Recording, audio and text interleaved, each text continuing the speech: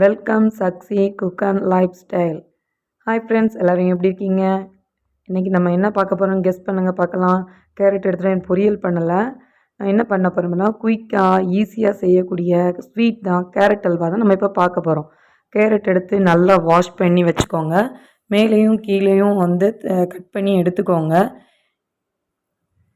Cut பண்ணி எடுத்த பிறகு பார்த்தீங்கன்னா அதுக்கு சுற்றி இருக்கிற தோலையும் லைட்டாக சீவி எடுத்துக்கோங்க. பார்த்தீங்களா, இதேமாரி சீவி எடுத்துக்கோங்க. இப்போ நமக்கு கேரட் ரெடி ஆகிடுச்சு. நம்ம கேரட் சீவுறது சீவலை வச்சு நம்ம சீவி எடுத்துக்கலாம்.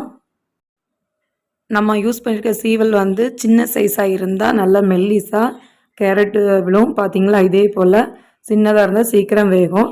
இதுக்கு இன்னொரு டிப்ஸ்ன்னு சொல்கிறேன்.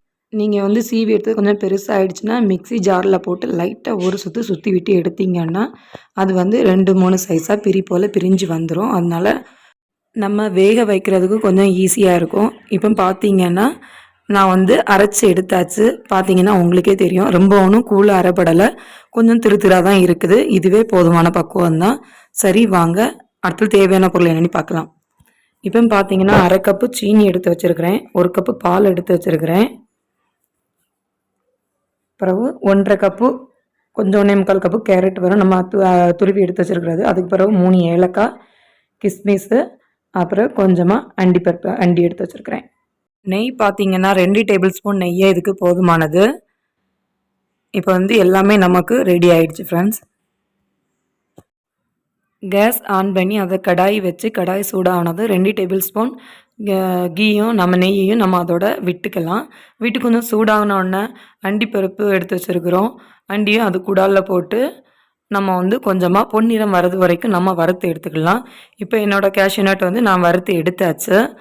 பார்த்திங்கன்னா உங்களுக்கே தெரியும். அதுக்கு பிறகு நம்ம கிஸ்மிஸ் எடுத்துருக்கோம், அதையும் கொஞ்சம் பொன்னிறமாக நம்ம வதக்கி எடுத்துக்கலாம். மீதி இருக்க நெய்யில் கேரட்டை மிக்ஸ் பண்ணி அதுவும் கொஞ்சம் வதக்கி நம்ம எடுத்துக்கலாம். அதுக்கு பிறகு நம்ம 1 கப்பு பால் எடுத்து வச்சுருக்குறோம். அதில் 2 சைஸை நம்ம அதை ஊற்றி மிக்ஸ் பண்ணிக்கலாம். கொஞ்சமாக ஒரு அரை கப்பு பால் விட்டு, இப்போ பார்த்தீங்கன்னா ஓரளவு வதங்கிடுச்சு. அரை கப்பு பால் விட்டு இன்னும் கொஞ்சம் வேக வச்சு நம்ம எடுத்துக்கிடலாம். இது நல்லா கொதித்து ஆற வச்ச பால் தான். அது கூடல வச்சு கொஞ்சம் நல்லா வதக்கிக்கிட்டிங்கன்னா ஓரளவு வதங்கும். அது பிறகு மீதி இருக்க கப்பு பாலையும் நான் அதோட சேர்த்து விட்டு வதங்க விட்டாச்சு.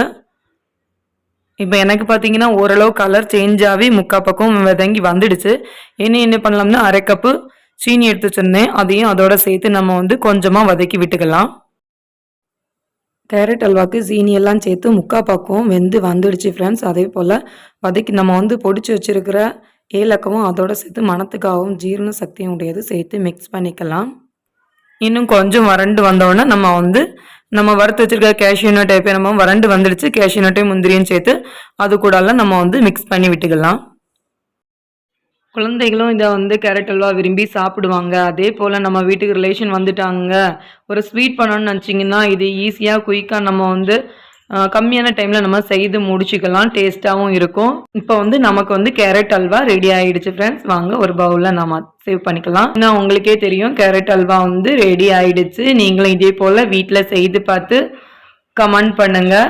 டெய்லி ஜூஸாவோ பொரியலாவோ யூஸ் பண்ணுறதுக்கு ஒரு நாள் கேரட்டை இதேமாரி டிஃப்ரெண்ட்டாக கேரட் அல்வா செய்து பார்த்து டேஸ்ட்டாக ஹெல்த்தியாக சாப்பிடுங்க.